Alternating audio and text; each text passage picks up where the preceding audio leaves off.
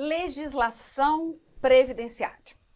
Nós vamos falar aqui da aplicação, vigência, interpretação e integração da legislação previdenciária. Primeira coisa, o que é aplicar a lei previdenciária? Aplicação é o quê? Reconhecer a subsunção daquele fato, né, daquele caso concreto, a situação genérica que está disposta na lei. Ou seja, quando eu aplico a lei, né, imagine a situação de um segurado da Previdência do regime geral que venha a falecer. Eu vou aplicar a lei, o que está escrito ali sobre o benefício de pensão por morte ao caso concreto. Isso é aplicar a lei. A lei, nós temos a aplicação dela no tempo e no espaço. Em relação a aplicar a lei no tempo, a gente parte para aquele princípio tempus regi actum. O que significa? Aplica-se a lei vigente na data da ocorrência do evento, do fato. E aí eu tenho até a súmula 340 do STJ, dizendo o seguinte: a lei aplicável à concessão de pensão previdenciária por morte é aquela vigente na data do óbito do segurado. Então, eu costumo brincar o seguinte: veio a emenda constitucional 103 e mudou a forma de cálculo da pensão por morte do segurado do regime geral. Olha, essa emenda foi publicada no dia 13 de novembro de 2019. Imagine o seguinte: um segurado faleceu no dia 10 de novembro de 2019. A pessoa não sabia que tinha direito à pensão. Só veio a entender que tem direito hoje, em 2023. Em 2024, 2025. Olha, o óbito ocorreu quando? 10 de novembro de 2019. A legislação que eu tenho que aplicar para a concessão dessa pensão é qual? A que estava vigente naquela época. Então, o valor da pensão vai ser integral, vai ser 100% da aposentadoria que recebia o segurado. Ou da por incapacidade, por invalidez que ele tinha direito na data do óbito, mas sempre aplicando a lei da época. Mesmo que o requerimento tenha sido feito posteriormente. Não é da data do requerimento a aplicação da lei. É a lei vigente na data da ocorrência do fato, tá? Então, o princípio aqui, ó, tempus regi actum. Então, é no tempo, na vigência daquele momento que ocorreu o fato, que ocorreu o ato, né? O fato gerador do benefício. Agora, aplicação da lei no espaço. E eu fiquei muito feliz com o concurso do INSS de 2022, porque ele trouxe a questão do princípio da extraterritorialidade. Então, nossos alunos não tiveram dificuldade. Por quê? Aplicar a legislação no espaço. Então, a regra, a gente segue o princípio da territorialidade. Ou seja, a norma previdenciária é aplicada dentro do território nacional.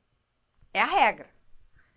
Eu vou conceder a pensão por morte para o segurado que é aqui da nossa Previdência. Morreu, pode até ter morrido fora, tá? Mas o direito é dele aqui aplicado dentro do território nacional. Bem, a regra é o princípio da territorialidade. Mas temos a exceção. Em matéria previdenciária, sim, aplicamos o princípio da extraterritorialidade. Não há vedação legal para isso. E aí, como que isso acontece? A proteção previdenciária vai atingir pessoas que estão fora do território nacional, ou até mesmo estrangeiros que estejam no Brasil, né?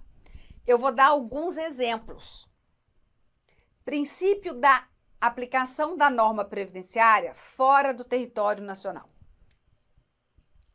O brasileiro civil que trabalha no exterior para a União, em organismo internacional do qual o Brasil é membro efetivo. Ele é segurado obrigatório do regime geral, na condição de empregado. Então, olha só, se lá essa pessoa, esse brasileiro civil, adoecer, tiver que ficar afastado 60 dias do trabalho, ele terá direito, se cumprida a carência, ao auxílio por incapacidade temporária.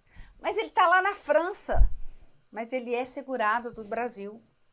Eu vou aplicar a norma previdenciária lá. Nós vamos pagar, conceder o benefício. Princípio da extraterritorialidade. Tratado internacional em matéria previdenciária. Pode ser que uma pessoa lá em Portugal, né, de acordo com o tratado, receba lá a aposentadoria do nosso regime geral. Então, é o princípio da extraterritorialidade, tá? É vedado? Não. Ele é aplicado como exceção. A regra é o quê? É aplicar a nossa norma dentro do território nacional, né? Para pessoas que estão aqui. Mas pode acontecer de aplicar o quê? O princípio da extraterritorialidade, tá? Extraterritorialidade. Então, olha, a questão foi mais ou menos isso, se estaria vedada a aplicação do princípio da extraterritorialidade. Não, não está vedado, tá? Vamos lá? Vigência. O que é vigência de uma norma ou a vigência da lei previdenciária, né? Uma norma aí de uma fonte primária, a lei. Estar em vigor é estar produzindo os efeitos. Então, a lei ainda não entrou em vigor. Então, ela não está produzindo efeitos. Quando a gente diz que a lei aplicável à pensão por morte é aquela vigente na data do óbito do segurado, é aquela que naquele momento produzia efeitos. Então, veja, vigência é a propriedade das regras jurídicas que estão prontas para propagar efeitos tão logo aconteçam no mundo fático, né, os eventos que elas descrevem. Então, elas estão ali para produzir efeitos, né? Então, está em vigor. Qual é a vigência? A partir de quando ela entrou em vigor? Então, estar uma lei ou uma norma vigente é porque ela está produzindo efeitos. Tá? Produzindo efeitos. Bem, então, aplicação das normas, vigência. Agora nós vamos falar sobre a interpretação da legislação previdenciária, deste conjunto de normas que tratam da matéria previdenciária. Primeiro, o que é interpretar uma norma jurídica? Olha, é entender, é buscar o que a norma quer dizer para eu poder aplicá-la, no caso concreto. Então, a norma jurídica, ela é um texto. A lei, o decreto, a portaria, ela é um texto. Por isso, muitas vezes a gente fala assim, o texto legal, o texto constitucional, ele é um texto. E como um texto, eu tenho que interpretar aquela norma, né? Interpretar o texto. Então, eu tenho que buscar dentro das opções que que me apresentam aquela que seja adequada, compatível com o caso concreto, né? Então, eu tenho o texto normativo, que é abstrato, ele coloca lá, não coloca uma situação concreta, mas ele é um texto abstrato, e eu tenho um fato que vai ocorrer. E aí eu tenho que ver se, interpretando, buscando o que aquela norma quer dizer, se adequa ao fato, né? E aí existem métodos de interpretação das normas. Então, o método quanto à origem da norma. Eu tenho o método de interpretação legislativa, de interpretação legal, ou chamada também de interpretação autêntica. Olha, se é quanto à origem, é quem, onde vai interpretar a norma.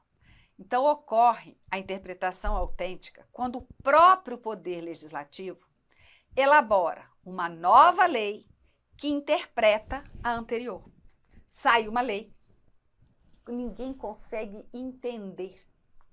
Aí, o próprio Poder Legislativo, vendo isso, ele publica outra lei, ele faz uma outra lei, que só tem o objetivo de quê? De interpretar a anterior. Então, a gente diz que, nesse caso, a interpretação é autêntica. Uma lei posterior interpretando a anterior. Interpretação jurisprudencial. Olha, jurisprudência, vimos que é fonte do direito. A interpretação jurisprudencial é feita por quem? Pelo judiciário, né? Pelo judiciário. Então, ele vai interpretar aquela norma para poder aplicá-la no caso que lhe é apresentado, no caso concreto.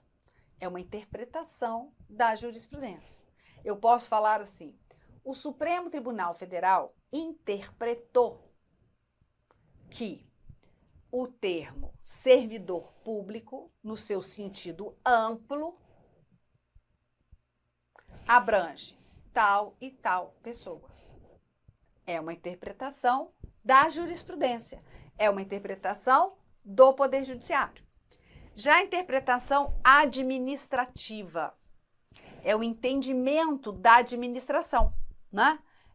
Quando eu falo a Previdência Social, entende, interpreta que o menor sob guarda não é dependente.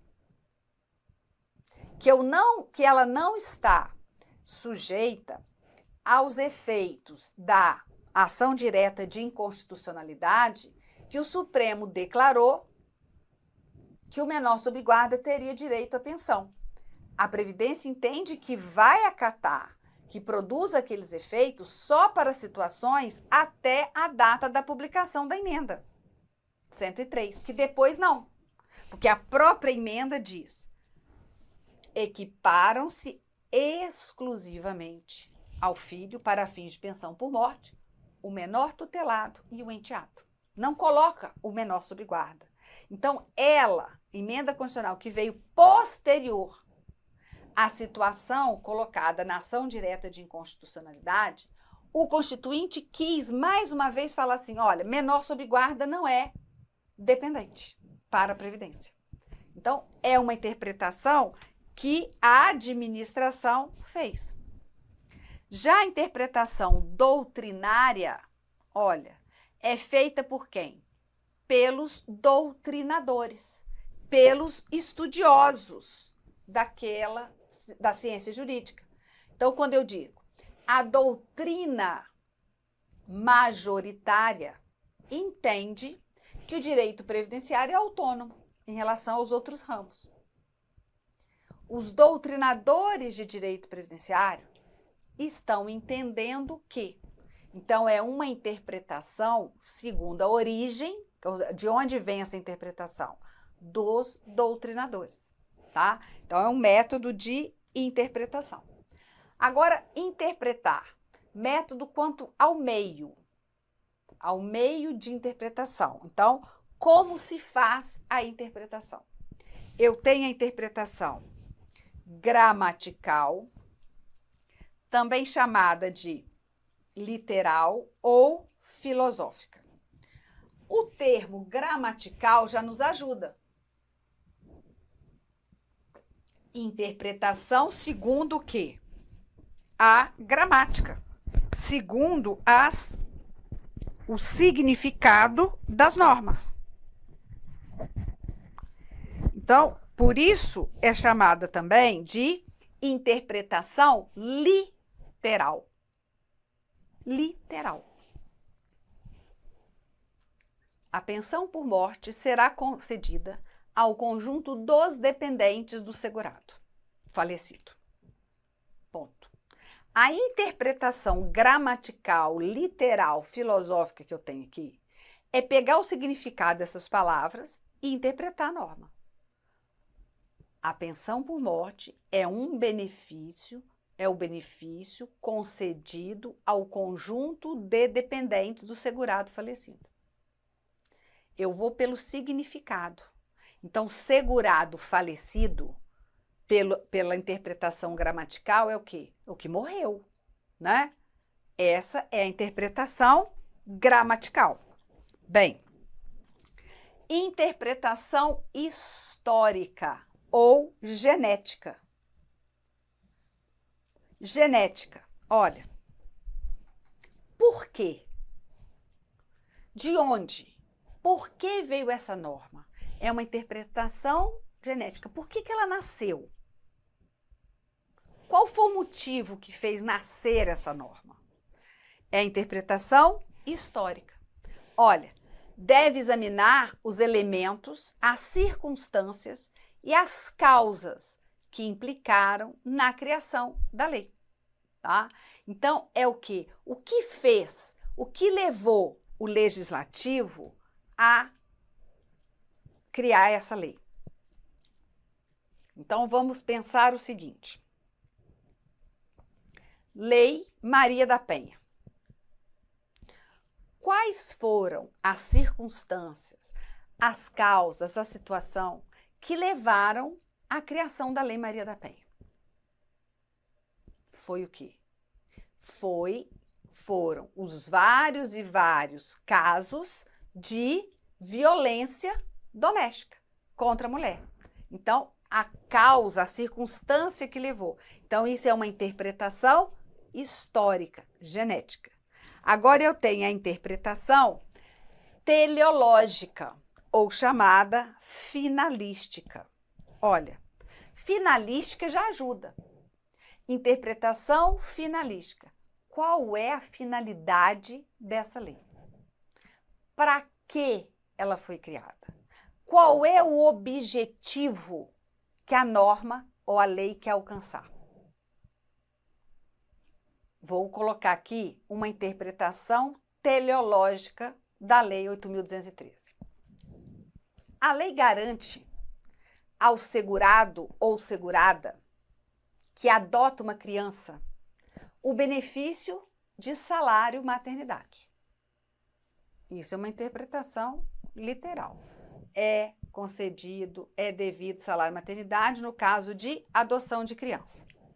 Agora, a interpretação teleológica dessa norma. O que quis o examinador ao criar essa norma?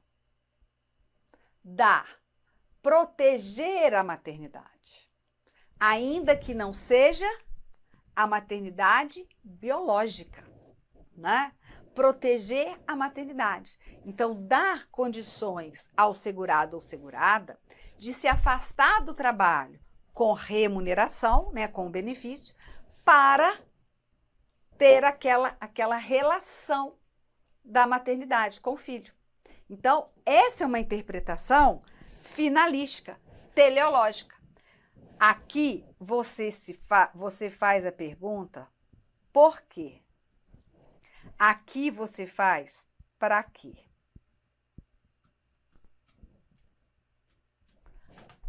Para quê? É a teleológica. Por quê? É a histórica ou genética. Deu para entender? Então, o que quis que acontecesse?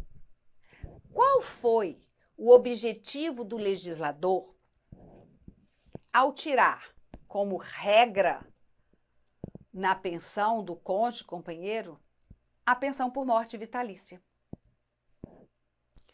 A verdade é que o legislador entendeu que a pensão por morte de cônjuge deveria ser por um determinado período, porque cônjuge companheiro tem condições de trabalhar, de exercer atividade e ter aí remuneração, depois benefício de aposentadoria. A pensão por morte, em determinados casos, só dura por um determinado tempo, para aquele cônjuge companheiro se refazer, mas depois ele segue a vida. E um dos objetivos também foi coibir, ou pelo menos desestimular, os chamados casamentos, né, entre cônjuges e companheiros de idades muito, muito distantes. Não é que não possam casar, são livres. Mas a Previdência foi verificando que havia uma quantidade muito grande disso. E que provavelmente seriam mais uma simulação. Difícil de comprovar, já que a pessoa é livre para casar com quem ela quiser. Então, um dos motivos para que a lei mudasse em 2015 foi esse. Então, um dos objetivos, uma das finalidades.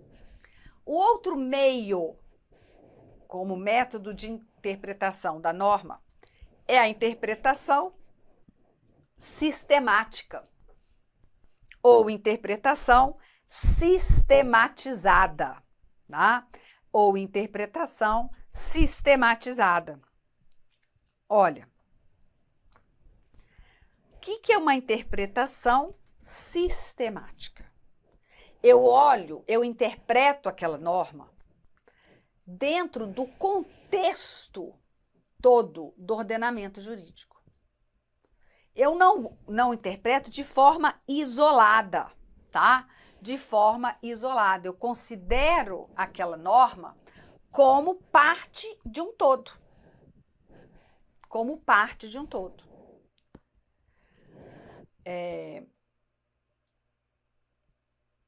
Eu vou colocar aqui um exemplo. A emenda constitucional 103 trouxe a reforma do regime geral e nos regimes próprios, especialmente ou mais detalhadamente para o servidor público federal. Mas quando eu olho a Lei 10.887 de 2004, eu vejo lá que o valor da pensão por morte do servidor da União, dos Estados, DF, é de um jeito. Olha, só que eu tenho a emenda constitucional 103 posterior, que tem que ser aplicada. Então, eu olho o contexto. A Lei 10.887 de 2004, no que tange ao valor da pensão por morte do servidor da União, não é mais aplicada. Por quê? Dentro do contexto jurídico, eu tenho a reforma, que trouxe uma nova forma de cálculo, tá bom? Interpretação quanto à finalidade. É a interpretação estrita quando há uma concordância entre o significado das palavras e o que pretende o legislador. Então, interpretação estrita, aquilo que está ali, nem mais nem menos. Interpretação restritiva. É quando você vai interpretar entendendo que aquela norma quer menos. Na verdade, restringir mais do que o que o legislador quis. Olha, ocorre quando o texto é mais amplo do que a intenção da lei, devendo o intérprete restringir o seu alcance. Muitas vezes em debate, a gente fala assim, você está tendo uma interpretação restritiva. Não é o que está na norma, que está na lei. A lei é mais do que isso. E a interpretação extensiva é o quê? é quando o texto é mais restrito e o intérprete quer expandir o alcance, tá? Aí ele vai praticar o quê? Uma interpretação extensiva. Então, quanto à finalidade, eu tenho os métodos de interpretação estrita, restritiva e extensiva, tá? Quanto à forma de integração da lei previdenciária. Integrar a lei é ver que ela tem buraco, que ela tem lacuna e eu preencher. Isso é integração. Eu vou interpretar a norma enchendo as lacunas com alguns métodos de integração. As bancas costumam falar em interpretação. Interpretação utilizando o método da analogia, da equidade, utilizando os costumes. Então, pode ser aceitado, tá? Porque, na verdade, a integração é o quê? Usar aquele método para suprir as lacunas, os buracos que estão ali e interpretar a norma. Então, os métodos de integração, tá? Ele vai o quê? Vai preencher as lacunas. Através de quê? Da analogia, da equidade, dos costumes e utilizando os princípios gerais de direito. O que é fazer a analogia, aplicar a analogia para preencher o buraco da norma, a lacuna? Olha, a analogia é o quê? Utilizar a aplicação de um determinado caso parecido, semelhante, né? Aquele caso que não tem previsão expressa, mas tem um outro caso muito semelhante que eu tenho ali um comando legal. E aí eu vou aplicar aquele regramento para aquela situação que, na verdade, é análoga, é semelhante, tá?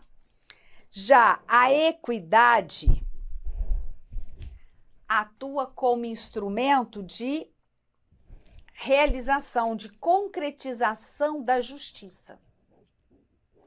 Nós vimos até nos princípios da Seguridade Social o princípio da equidade na forma de participação no custeio. E eu lembro muito que eu falei, equidade nos remete ao senso de justiça.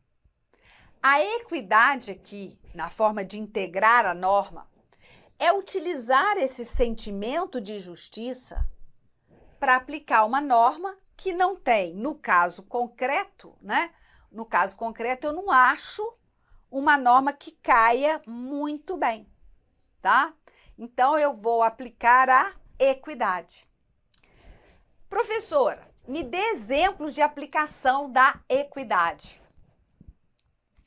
Quando não havia norma expressa para pensão por morte de companheiros de união homoafetiva, o Supremo interpretou utilizando a equidade, o senso de justiça. Se o companheiro ou companheira de união heteroafetiva tem direito à pensão, mais do que justo o companheiro homoafetivo, porque são companheiros, vivem em união estável. Então, foi um exemplo, né, de interpretação, integração da norma, porque não tinha no ordenamento jurídico falando que caberia ao companheiro homoafetivo ou companheira homoafetiva pensão por morte. Mas eles pleitearam e a interpretação, porque tem um buraco na lei que não fala nada, foi o quê? Uma interpretação de modo a utilizar como meio de integração, de preenchimento ali da lacuna, a equidade. Costumes. Os costumes são práticas reiteradas, né? De longa data pela sociedade e aceitas como corretas. Olha, há pouco, o STJ, ele vem decidindo que as indígenas têm direito ao salário maternidade, mesmo sendo menores de 16 anos. E esse entendimento chegou ao Supremo. Por quê? Professora, mas segurado só a partir dos 16, salvo a condição do menor aprendiz. Exato. A lei diz que são segurados a partir dos 16. O indígena, se comprovada, né, a atividade ali, regime de economia familiar, agropecuária, pesqueira, estratifias vegetal, ele é enquadrado como segurado especial. Perfeito. Então, a indígena, nessas condições, vai ser uma segurada especial da Previdência Geral. E, cumprida a carência de 10 meses de exercício efetivo na atividade rural, imediatamente anteriores à data do parto, terá direito a salário maternidade. Só que os costumes da população indígena, as meninas, as indígenas se casam muito cedo, mesmo antes dos 16, e vão dar à luz com idade menor. E ficavam sem a proteção do benefício. Por quê? Porque a Previdência entende que a filiação se dá a partir dos 16 anos. E aí, nesse caso, houve uma interpretação utilizando o método, né? Um dos métodos, o costume da população indígena. E aí ficou entendendo que elas, mesmo tendo menos de 16 anos, elas terão direito, se cumpridos os demais requisitos, ao benefício de salário maternidade. Vamos, seguindo. Princípios gerais de direito. Também um método de integração. Olha, vão fornecer as principais diretrizes do ordenamento jurídico para poder interpretar a norma, né? Então, princípios gerais. Eu posso interpretar a norma utilizando o princípio da reserva do possível, o princípio da isonomia, dependendo da situação, o princípio da moralidade pública. São princípios de direito que, em determinados casos, vão servir para ajudar, né, a integrar aquela norma e, com isso, eu interpretar o que o legislador quis. Tá? Agora, existe hierarquia entre as leis? Uma lei complementar, ela é superior a uma lei ordinária? Não. Não existe hierarquia entre leis. A lei ordinária ou a lei complementar, uma não é superior à outra. O que diferencia ali é o quórum de aprovação exigido para cada uma e matérias reservadas à lei complementar. Mas não existe entre as leis hierarquia. Existe o que a gente chama de hierarquia entre as normas. Hierarquia entre as normas. Então, eu tenho no topo da pirâmide, né, na hierarquia, as normas constitucionais. A Constituição, que é a base de tudo. Abaixo, as leis. Na verdade, aqueles atos primários. Então, nós temos lá, no mesmo nível, a lei complementar, a lei ordinária, a lei delegada, a medida provisória, o decreto legislativo, que é o ato do Congresso Nacional, a resolução, né, do Senado e também pode ser resolução da Câmara. Então, nesse caso, eles estão ali no mesmo patamar. E os tratados internacionais? Depende. O tratado internacional que versar sobre direitos humanos, ele vai ter o status de emenda constitucional. E que não for lei, ou de lei especial, tá? Então, eles estão ali, os tratados internacionais. Depois, abaixo, eu tenho os decretos, que são os regulamentos. É o ato de regulamentar as leis do Poder Executivo. É o ato do chefe do Poder Executivo que regulamenta as leis. E depois eu tenho o quê? As normas complementares.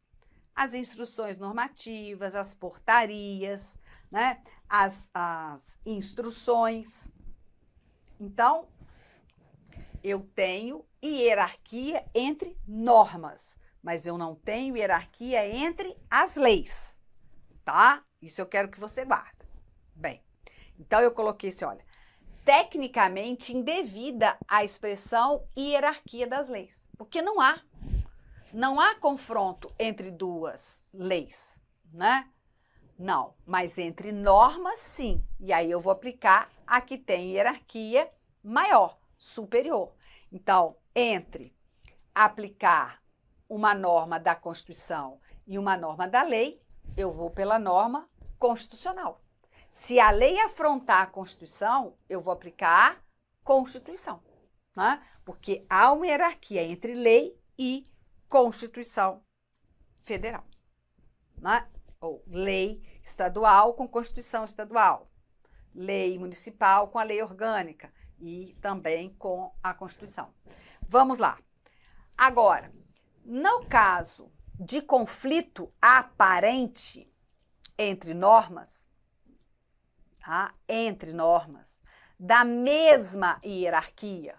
Então, imagine que tem um conflito aparente entre duas leis. Vamos usar o princípio do dúbio pro réu. Então, in dúbio pro mísero, né? Que não é de penal. In dúbio pro mísero. E aí, eu uso a lei mais benéfica ao beneficiário, tá? Agora, não é in dúbio pro societar, in dúbio pro fazenda. Não. Aqui, se tiver na mesma hierarquia, eu vou aplicar a lei mais benéfica. Se houver dúvida, tá? In dúbio pro mísero. Bem, direito adquirido e expectativa de direito. O que é direito adquirido? A gente ouve até no transporte coletivo. Ah, mas fulano tem direito adquirido. O que é ter direito adquirido? No campo previdenciário, vou trazer para cá, é a pessoa ter cumprido todos os requisitos para um determinado benefício, mesmo que posteriormente a lei modifique. Se completou antes, adquiriu o direito de exercer, né, de obter aquele benefício, aquele serviço, aplicando-se a lei do fato, porque ele, naquele momento, ele havia cumprido os requisitos. Então, olha, tem direito adquirido aos benefícios aquele que reúne todos os requisitos necessários para obtê-lo. Então, olha, obtê-los. Independentemente do seu efetivo exercício ou requerimento. Vou colocar um exemplo. Veio a reforma previdenciária em 2019. João havia completado todas as condições para se aposentar por tempo de contribuição. Mas ele não requereu aposentadoria, não quis se aposentar. Veio a reforma e muda as regras do jogo. João não é obrigado a cumprir as novas normas. Por quê? Porque quando a reforma chegou, ele já tinha cumprido os requisitos da sua aposentadoria. Então, ele vai poder utilizar aquela lei mesmo daqui a 10 anos, porque ele adquiriu, isso formou agora, né, incorporou no seu patrimônio aquele direito de se aposentar daquela maneira. Então, veja, existe direito adquirido? Existe. A própria emenda constitucional 103, no artigo 3º, ela diz, né? Aplicam-se as regras vigentes no momento do cumprimento das condições. Então, quem já tinha, vou respeitar. Então, respeitou o direito adquirido. Agora, expectativa de direito é o quê? É a possibilidade de eu vir a ter o direito. Tá? De eu vir a ter o direito. Isso não me dá o direito de obter se a lei alterar. Então, hoje, eu sou segurada do regime próprio de previdência da União. Eu tenho a expectativa do direito de me aposentar em tal data. Mas se até lá houver outra reforma e mudar a regra, eu não posso alegar direito adquirido, porque eu não preenchi as condições até então. Quer ver uma coisa triste? Quando chegou a reforma de 2019, eu tinha 51 anos. E eu, pelas regras da época, eu iria me aposentar aos 54. Veio a reforma e eu não tinha adquirido o direito de me aposentar com as regras anteriores, porque eu não tinha a idade suficiente e nem o tempo. Eu agora vou poder me aposentar com 57 anos e meio. Por quê? Porque veio outra regra e eu vou ter que cumprir, porque eu tinha só a expectativa de direito, mas eu não adquiri o direito. Então, veja só. Olha, no direito adquirido, eu tenho o seguinte, até o Supremo diz: ressalvada a revisão prevista em lei, os proventos da inatividade regulam-se pela lei vigente ao tempo em que o militar ou o servidor civil reuniu os requisitos necessários. Então, se ele cumpriu antes da mudança, tem direito adquirido. Agora, a expectativa de direito, quer dizer, a pessoa ainda não completou os requisitos, está sonhando com, em completá-los e obter o benefício. Mas a Constituição não tutela a expectativa de direito. Ah, não pode aplicar a regra nova para mim, não, porque eu tinha a expectativa de me aposentar aos 54 anos. Tinha. Se não cumpriu até a reforma, acabou. A Constituição, ela assegura o direito adquirido, mas não a expectativa de direito, tá? Não a expectativa de direito, certo? Terminamos aqui, então, a parte de legislação previdenciária. Só um minuto.